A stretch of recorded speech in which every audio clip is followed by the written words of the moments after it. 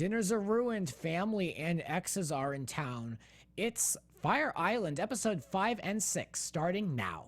You're tuning into the destination for TV superfan discussion, AfterBuzz TV. And now, let the buzz begin. Hello, AfterBuzzers. Hey guys. Welcome to the after show for these guys in Fire Island. And we're listening to this Katy Perry song. To me, she's doing the most and no one's noticing. I don't know what she's doing. Yeah, she's definitely trying. I feel like a lot of people have been saying her and Miley switched roles, which is very interesting. I've always loved Katy Perry, but I don't know if I'm loving her now. Yeah, I don't know about It's this one. interesting. Yes. She's supposed to be political, but she's in this video being rubbed in flour, and then she's people eating her and cutting her hair off with knives. I don't know if that's exactly, the message she's trying to And I love that political aspect about her. That's like something I totally adore about Katy Perry. I have yet to see it. Like No? in her music. I've She heard was her with speak, her- but like in her okay. music, she's supposed to be like this activist now. She denounced all her old songs, and now she's supposed to be some political activist, but I don't know what See, we could talk about Katy Perry. Yeah. Like, I'm so much rather talk. No. But anyway. No. Well, Katy Perry, I don't know, good for you, but I don't know what the hell she's doing on this show. Anyway, let's talk about episode 5 and 6. Episode 5 opens up with Jorge, who apparently lost his dog, got it back, and they're getting on a yacht. I couldn't follow a damn thing, and I rewound it 3 times. Well, I was too busy, Khasan, I was too busy, being distracted by his roboticness. Is that a word? Yeah. He has yet to show me any emotion. And I'm just like, come on, Khasan, there's so much more to you. There's got to be. And so I failed to see it in this episode, unfortunately. Yeah, I mean, apparently we were told, we're told, not really shown, that, which is a very common theme in this show. We're told about people's emotions and their plans, but we don't see these things. But he was supposed to be very caught up and nervous that his mother was coming to the house and she's meeting his boyfriend the first time she's meeting Jason. Okay? And then Jalen tells Patrick that he's still emotionally attached to Brandon and he wants Brandon. And we know that this is not going to happen. Yes. And so I was surprised to see how, because these guys are not actors. I was surprised to see how open Jalen was on camera about his feelings. Because, at that point, he knew that it wasn't going to be anything. So you'd think he'd just play it off cool, and be like, yeah, whatever, it was a summer thing. But he actually was like, I'm like this guy. Exactly. And again, that plays up with what you brought up. There's so much things we're not seeing on the show. So it's like, what the heck? There's got to be more going on behind the scenes, yet we're not seeing it. Other than that, then we're kind of like, oh my God, Jalen, he's sprung, he's such a fool, you know? So what is it we're not seeing, y'all? Yep. But so they arrive at dinner. Justin's parents are there, and they make great Italian meal. Then, they're going to be on their way, and they were saying, the house has to be clean, and the respect level needs to go up, 1,000%. I know Brandon was having cleanliness issues for sure because the house was a mess because of him. I think he killed a unicorn at one point. Yeah. That poor, the unicorn that every gay has in their Instagram thrown in the pool. They're like $89. They're expensive. They're cute, but come on, make it original. Get a different floaty. Yeah, I have the chocolate donut. The chocolate donut. Yeah, but it suffered through the winter, which was a rough winter here, and so it's not. It's a little It flat. still feels like winter. Yeah, it's horrible. Yeah, No, it's supposed to be spring, but so I need to get some new things. So I'm not getting the flamingo. I'm not I getting. have any a of that shark. stuff. Oh, really? But it's fin is popped, but I still use it. Yeah, I need to get something that I just want to literally sit on it and do Yeah. nothing. 'Cause the goal is to do nothing. We'll look on Amazon. Yes, I need to look for sure. So, so the respect level needs to go up. Cheyenne is upset at the mess that you mentioned. It was like the scene about roommate problems, which is too much for me to hear about people's responsibilities and who created a mess and who should clean it up. I don't really care to see that. That's not very entertaining to me. It's too true to life. And Jorge is having a very emotional day because his father passed, right. and it's the father's birthday, so it's a reminder. And he had to make a dramatic exit from the table. Yeah. Because at first I was like, oh God, what is it this time, Jorge? But when he explained it, I was like, oh, okay, Jorge. There's more to Jorge. And he's not, I don't know, maybe that has something to do with him being really emotional. That's really sad. And he talked about how his father didn't accept him at first, I remember. Yes. And so many people in the LGBTQ community can relate to that.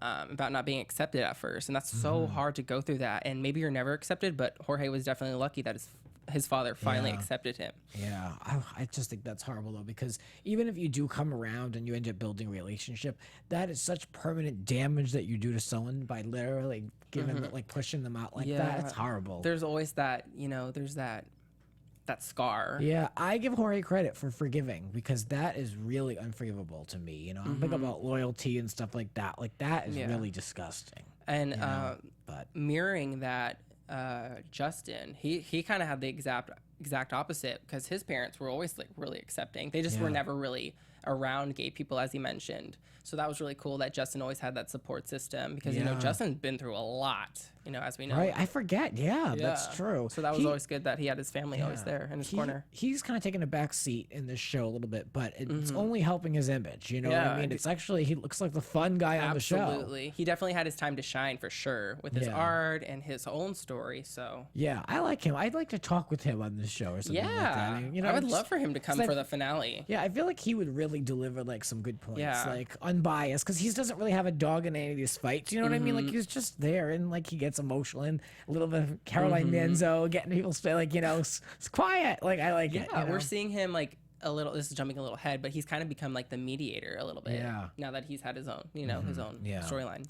So Cheyenne could relate to Jorge's heartache about all this talk about parents. Because we learned more about Jorge and how his mother passed, and the history there. Or Cheyenne's mother? Cheyenne, sorry, yes, correct. And we'll get more into the psychology of all that and later on in the episode. But everyone arrived. The parents arrive. Patrick's guest Alex is there. Oh. And but yet they foreshadowing. Yes, and they say Patrick is MIA. So like, why is his guest here and not him? Which is always odd, but true to life to Patrick. He arrives and... He's at work. Yes, working, whatever. And he arrives with Jalen, and then there's all this, like, can you believe that he would bring Jalen? Yes, was this of course the scene I where can. Jalen was in the Speedo? No, that was the set coming up. This was the dinner. Oh, that's right. That was the next at the day. beach. Yeah, okay, okay. Yeah, my bad. So, yes. Patrick's... Oh, I think we can cut to that. Yeah, because they have a one-on-one. They pull each other over on the beach. Oh, yes. Yeah, so they're both in these little tiny microscopic bathing suits. And Brandon doesn't want to focus on a relationship or any of that stuff. And he said he drops the F word and is like, I want to build a friendship. And like, of course, that's like the worst thing. Yeah, but they see, I just can't get over how like close they were. So I can totally see where Jalen was kind of led on. Yeah. So with that whole little ice cream thing, they went to like that Cold Stone or whatever. I don't know, but dude. Is it too much to make a deal and say, not even a deal, but just like an agreement and say like, let's see where we are at the end of the summer. Is that too much to ask someone? I don't think it is. You think so? I mean, it depends. If you're gonna be a slut, and you're like, let me be a slut all summer, and then when it's over, then we can get together. I mean, that's not really anything either. But it's like, let's both go our own ways, and then reconvene. But if you're gonna be respectful of that person, true. If they're waiting for you, I don't know if that's appropriate to ask. But I think if you really trust the person, and that's the key. I mean, how do you trust on a 21-year-old on Fire Island? Exactly. Yeah. And I think that just brings up the point that Patrick was trying to bring up about just be open, just talk to him. And it took forever for him to talk about it. Way too long, yeah. But he's 21. I don't know if age has something to do with it. It might, but... Yeah. Well, Jalen says that he's scared by the situation. Again, very vulnerable on camera, I will say, this guy. I'm surprised. Brandon is just totally over it, though. He has no interest. He's like, it's no longer to have a sexual relationship. And then we learn more about Khasan. His mother arrives, and it's kind of unfortunate that all these guys have pasts that are not all of them, but what we're learning more, they have different layers to dark them. Parts. Yeah, dark parts of their lives. Yeah.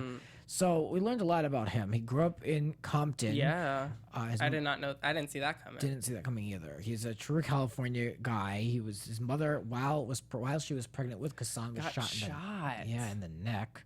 That's insane. While she was at school, was it? Yeah, I don't remember. She was only 16. 16, and then that dad wasn't around. Yeah. He was young himself, probably. Yeah. Like, that is just insane. And then he was murdered. And Khasan really, while he may not be like the most character-driven, outlandish, outgoing character on the show, I mean, he really, it seems like a really good guy. And he's really overcome, I think anyone could say, he's really overcome adversity and really getting dealt a really bad hand of cards early in life and really turning He's dancing ass for into like sugar, you know? the biggest pop stars in the world at this moment. Yeah. And for him, you know, going through that, and like even the whole story with his dad, you know, he did it for his dad. He finally met up with his dad, but his dad was never his dad. Yeah. He was just his biological dad. Right. And that's just, oh my God. And shortly after his meeting with his dad, that's when he got murdered. And it's like, oh my, I just don't understand how someone can go through that. It's insane. He's definitely a survivor. He's a fighter. Yeah. And he definitely proved anyone that had ever underestimated him wrong. Yeah. You know, this episode 5 was pretty good because we peeled back the layers on some of these guys. And then if we go from Khasan's story and his mother, who just seems like such a nice lady, and like she seems really humbled and just like, you know, regular compared to what she's gone through, you know. Yeah. She just seemed like a regular girl. Yeah, they brought up the point about you have to kind of like make humor. You have to make positivity of the negativity. So I thought that was a really good thing to, you know, focus on. Yeah, I admire her especially for getting them out of Compton and moving to Orange County and giving him a good environment. And it's can't be easy to do that, you know, especially if you're a low income family and, you know, where do you go? How do you get there, you know? So yeah, especially in California because everything is so expensive. But yeah. But yes. So then we learn more about Cheyenne, and this is where we can kind of get into the psychology of him. He's very concerned that he's on a similar cycle that his mother was on when it came to just going through relationships and going from guy to guy and not really hanging out long enough to really do the work in a relationship. And, you know, I can understand that. He said that he was tossed around growing up and his mother has passed and he's just blowing through relationships. So I think, you know, it's tough when anyone examines who they are as who they are as a potential partner, when you think of it, especially I think in gay culture too, it must be kind of hard. Childhood plays a huge part in that. Absolutely. But also to view yourself as like, who am I putting out into the world in which to date? You know, like what am I, like none of us are perfect. Yep. So, you know, it's so yeah, it's like for him, like he's examining himself, and it's not easy to really look at yourself on how other people may view you. You know, especially if you're and you don't want to hear that. You don't want to hear the criticism that people are like, oh, well, you're this way. You're a little bit too sensitive. You're too little bit of that. It's hard to hear that. Yeah. Especially for Cheyenne, because I think he's definitely a workaholic. Maybe that's because like that might play into him maybe not having long-lasting relationships. And, you know, Khasan, props to him because he didn't have a father. He was always like that perfectionist. And props to him for having a relationship with Jason, you know? Yeah. And always being, you know, around the world dancing everywhere. Right. So, yeah, I kind of felt for Cheyenne at this point because it's like that's like a life, unfortunately, that really a show can't change unless if you meet, you know, the right guy and you get married and you create your own family. But as far as trying to do, you know, to create something for yourself and have stability, it's tough, especially in these cities. So I don't WeHo queens, these WeHo queens. Yeah, we're gonna find out soon in episode 6. Oh yeah, I know. Maybe he's not all that different than the rest of them. Yes, and guys, if you have, if you're over the age of 21 or over, you should play a drinking game. Drink every single time you see Patrick in a new look in his confessionals. It's so distracting. Take a shot. Yes, we spotted like 5 or 6. I don't know. Yeah, like in like 40 minutes. At the end of the show, they had they announced the passing of John Rousseau, Justin's father, which it was sad to me, especially because so much of this episode was about loss and about parents, and his parents were there and they were cute and how they worked together in the kitchen, and you know, I mean, it's like I didn't see that coming. You know, he was so grateful. He spoke so highly of both of his parents. So that was sad to see of his passing. You know, and there's again like there's still reality outside of reality television. Yeah, and it's like even if we like make fun of these people, even if we like say things just to like get a laugh or haha, they're still human beings at the end of the day. And, you know, it's just unfortunate that, you know, that he lost his dad. Yeah, so we give our thoughts and condolences to that family. Yeah, for sure. Because that was said. I didn't like, you know, who saw that coming. Exactly. Yeah. So let's get into episode number 6, which is back to the BS. Like it's literally like it's like back to like and a I'm bunch here of, for it. Yeah, back to the catty drama of everything. Like that's picked right up. And why we are we're hosting this after show. Absolutely. This is why we're here. Yeah. So Patrick, I guess he's preparing preparing to perform an original country song. Yes. I had no idea he was a singer. Yeah, he is a man of many talents. Yes, We're he's learning. doing all these odd jobs. Patrick just continuously surprises me as much as his looks. Yes. Throughout the episode. So the ex-boyfriend is coming. Uh-oh. And Chris. yes, which Cheyenne and Khasan are established of they're knowing this Chris. Which is like, my question is, how did Cheyenne know this was his Chris from the past? Did they ever like identify that? No, There's lots of Chris's in the world, you know? Yeah, So that's the thing. It's like all of a sudden this like And it's very adversary pops up in the second to last episode. it's very you know? convenient as well. Yeah. So I don't know. Right. So Justin is concerned that Chris will stir the pot and upset the house, which of course we can guarantee that will happen. And then there's a scene between Jorge and Khasan, and Oh, yep. Khasan's unsure if he's going to move to New York or whatever, which is like, that's like a common thing I think with both cities.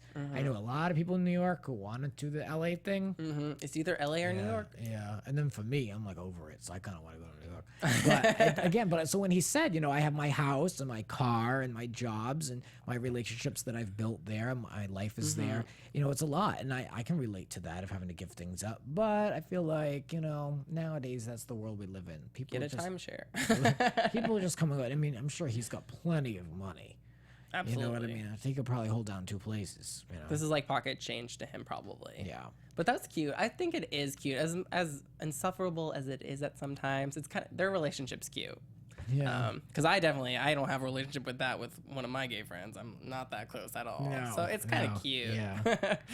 So the performance was to an underwhelming crowd at some location where I guess it was super like informal because they're walking around with no shirts on. Yeah, and I was all this. expecting like a black box theater. Yeah. Like have some like coffee, singer finger snapping Yeah. with a beret. That was like a location where you like this fly. I felt like there was like flies going all over the place. Like, it was one of those like East Coast like semi-outdoor like it's like, is this inside or outside like theater-ish, sitting on a bench maybe with like a spider under you or something like that. Like I was like, I don't know where the hell this is.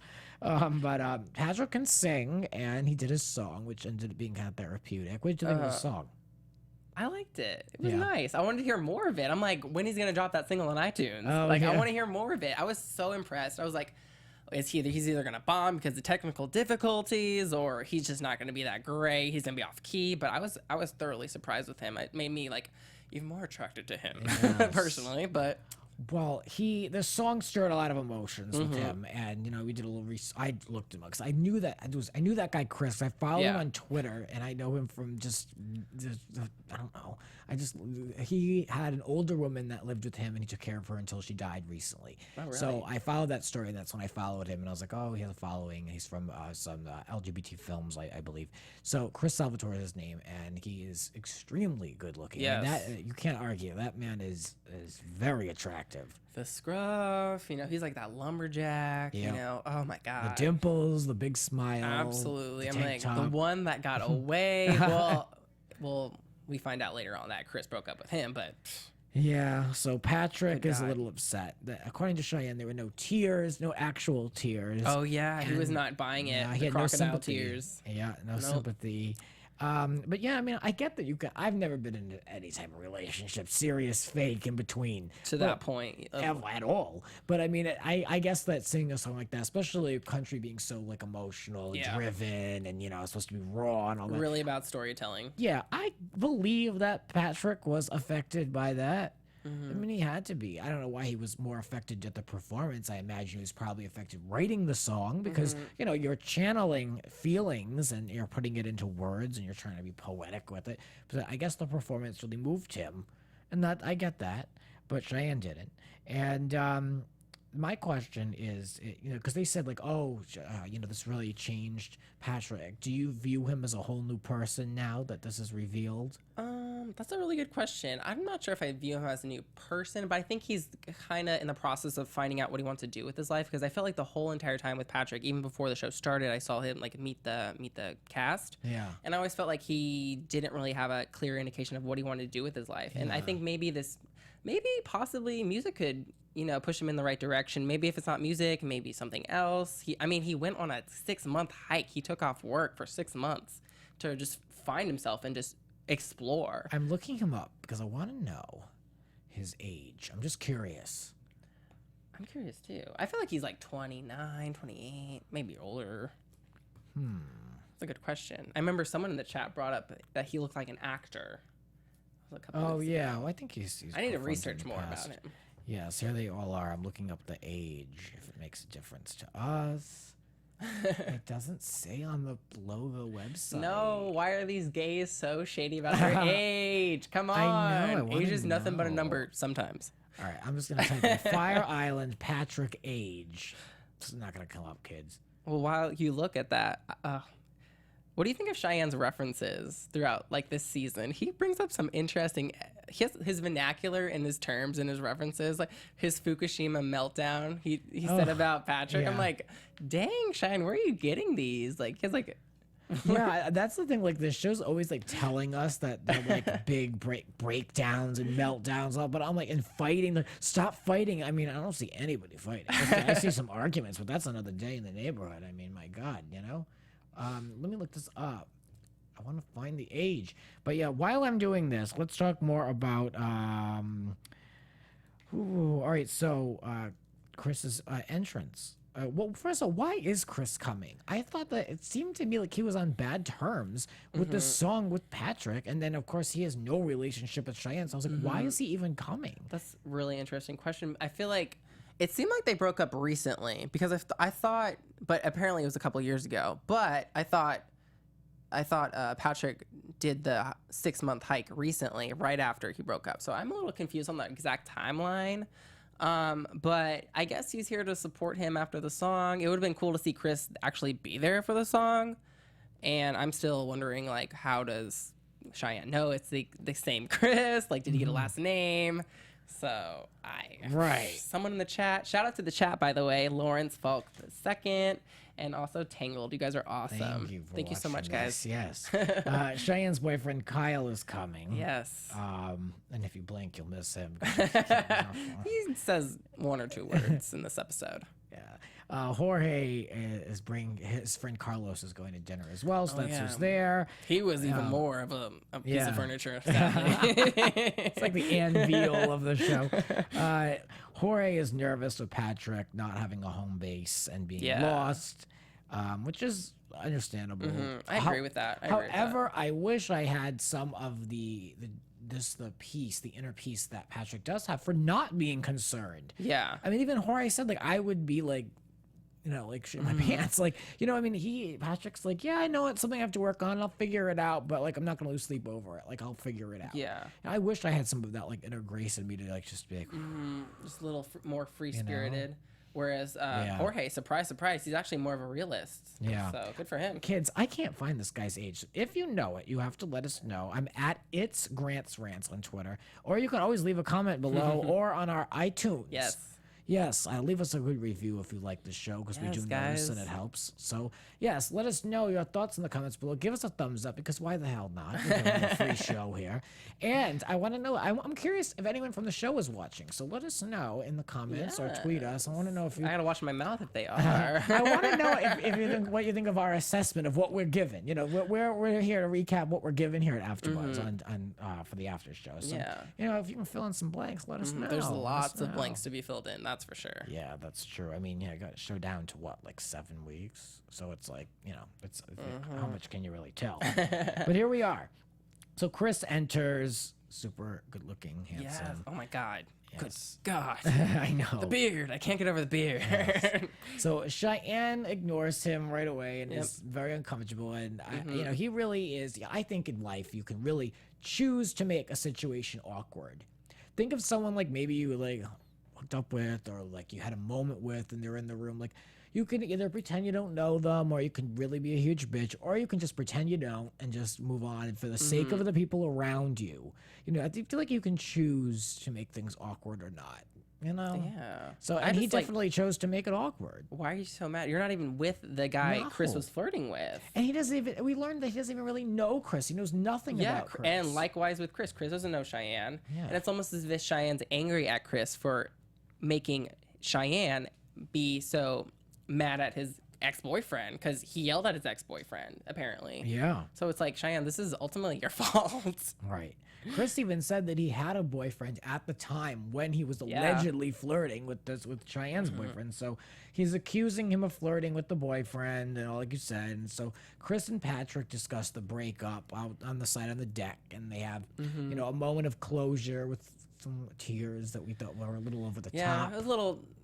At that point, I kind of lost Chris.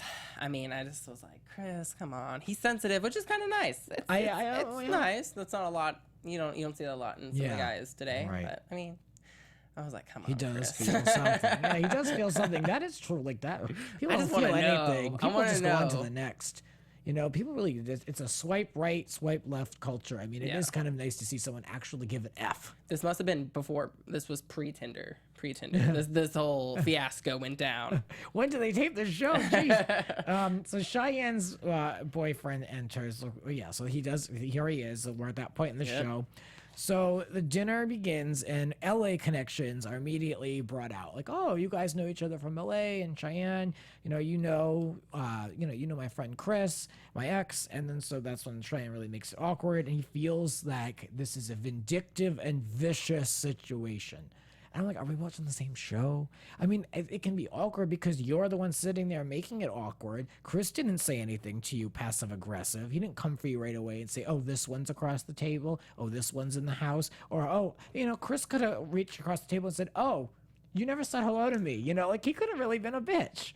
Chris just wanted to have fun, poor little guy. Yeah. But I think Cheyenne was just he was off his rocker because he was sipping on that pink Moscato throughout the whole episode. You saw that? Oh, yeah. Keep that? I don't know. Some liquor brings out some animosity. Yeah. I think he was a little threatened by Chris, and no one would ever, concur or agree. I think, maybe with he was that. just threatened because there was Chris and Patrick against him, and he's never been on the good terms with Patrick, it seems. So I think it's about alpha males. I think that's what it's about. I mean, these are two extremely good-looking guys who both are in the modeling and acting world, and you've got a lot of egos out there, and especially in the gay world, and they all are at the top of their games.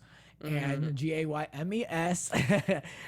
So it's like, I think that maybe certain people just cancel each other out. And I feel like maybe they were, I don't want to say the word jealous, because I think that's just such a tacky thing to say. Oh, someone's jealous of me. Like, shut up. Yeah. But you know what I mean? Like, it's easy to throw away, oh, you're jealous, when you don't have a comeback or but anything to. I feel like maybe he's a little threatened by Chris, and so he admitted that Cheyenne did admit that he was wrong to judge Chris before he even knew of him really, but then Cheyenne said a bunch of stuff that made him look bad, and it didn't make that apology worth anything. Yeah. So Chris was pretty peaceful, and he just really didn't know. He even said, like, what did I ever do to you? So there's a lot going on. And it's just interesting also that Kyle was there. It's like, you're getting so mad, and your current boyfriend is right there, and you're going off a situation about an ex. So it's like, that's true. Oh my God. Cheyenne. At what point do you just let the past go? How long ago was this? Right. Exactly. You're already on to a new guy, so it's clearly some time has passed. It's just storyline purposes. I don't know. Yeah. Well, Cheyenne feels betrayed, and by Chris entering the dinner, and by him being invited by Patrick, and because he told Patrick his feelings about Chris.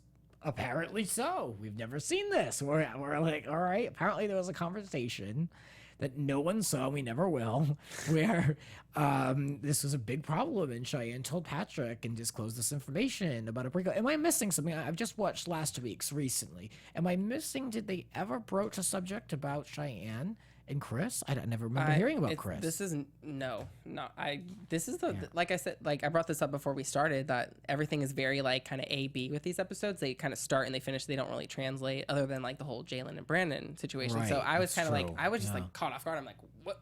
Who's Chris? Yeah. Like, who is this dude? I mean, he's really hot, but. Yeah, so Cheyenne is basically acting like a complete dick in this part of the episode. And to Chris, and is like, like coming at him and like saying, like, why are you here? Like, why are you even at this dinner? And so for someone who's so concerned about etiquette and cleanliness and these dinners, God forbid these dinners don't go off correctly, he really was a horrible house guest or host. And so Chris then stormed outside, and he blames Patrick for bringing him into the situation with Cheyenne. He felt like, I don't know if he felt set up, but he felt like Patrick implicated him in this. So there's all this manufactured tension. Yeah. I'm sure Chris had no idea that what he was walking into. Exactly. And Patrick may have, had preconceived intentions. You never know. You never know with reality television. Right. But then, Patrick brings up some tea about Cheyenne that we're going to find out in the next episode. Right. Yes. What do you think about that? Well, I mean, I think it would be interesting if there was something going on the whole time that we didn't really know about. And that's a dramatic twist. We like to see certain conversations, but if there's a mistress on the side that's popping in at the end, that's an interesting twist. And I would be interested in that, especially with Brandon being implicated. Like, what does he know? What has he seen? They share the same bedroom, Patrick and Cheyenne. Exactly. I mean, Brandon and Cheyenne. So, well, Jorge tells Cheyenne that he can be rude sometimes, and this makes Cheyenne very upset. I mean, Jorge then says he's on his side, but it's an accurate, it's an accurate observation. I don't know. These guys take these dinners way too seriously. Don't they just ever eat? I feel like they never eat. They just sit down, they make all this food, they don't eat the food. I'm like, oh my, I would be not talking at all. I would be stuffing my face with the avocado they were mashing up, the guacamole, the chips. It looked delicious. I'm starving. I'm sorry, but yeah, I know. When do they ever eat? I mean, they do a lot of drinking, that's for sure, but not a lot of eating. Yeah. I mean, they do have really nice bodies, so maybe they have to watch what they consume. Well, like you, I like the Patrick moment where he's like, I know something, and I'm not afraid to say it. That's classic reality TV. Yeah, a good way to end the episode. Yes. Leading into the season finale. Yes, where we're going to learn, I don't even want to be vulgar, but apparently Cheyenne was blowing someone else other than his boyfriend, and we will find out if that is true. And apparently it's Alex. Oh, yes. Foreshadowing. Alex, The foreshadowing from previous episode? Yeah, he was on the beach. Yeah. Yes. So. This is going to be good. Hopefully we have a bigger panel so we can sip some tea. It's going to be good. We should have a guest and not necessarily a guest from this show, but a guest with some intel and about reality TV in general. Yes. And we will have that coming up next week. So there's a lot to look forward to as the show wraps. I feel like it's really picking up the pace now. And, we had that episode 5 was a total different flavor, but episode 6 really set us up for this finale next week. There's such a contrast. I mean, we missed last week, but it's so interesting to see them back and forth. I'm like, oh, okay.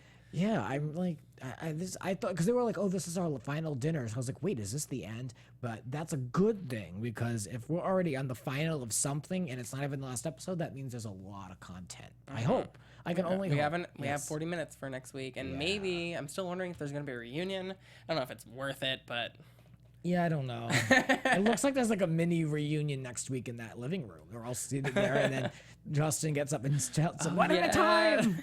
That's a reunion enough. I think we're good. I'm so excited. Yes. All right. Well, you guys can keep up with us. Please support the show if you haven't already. Give us a thumbs up on this show, and feel free to follow us and support our projects. Ollie, what are you doing? Oh, well, I'm on Fire Island every Thursday until the show's over. I'm also the assistant producer for Marvel Movie News on the Popcorn Talk Network every Tuesday on 2:30. Follow me on all social media platforms at Ollie Dreamer. Wonderful. And you guys can follow me over on Twitter at It's Grants Rants and in my podcast, Grants Rants Hollywood Talk. We'll be back with the finale of Fire Island next week. Bye, guys.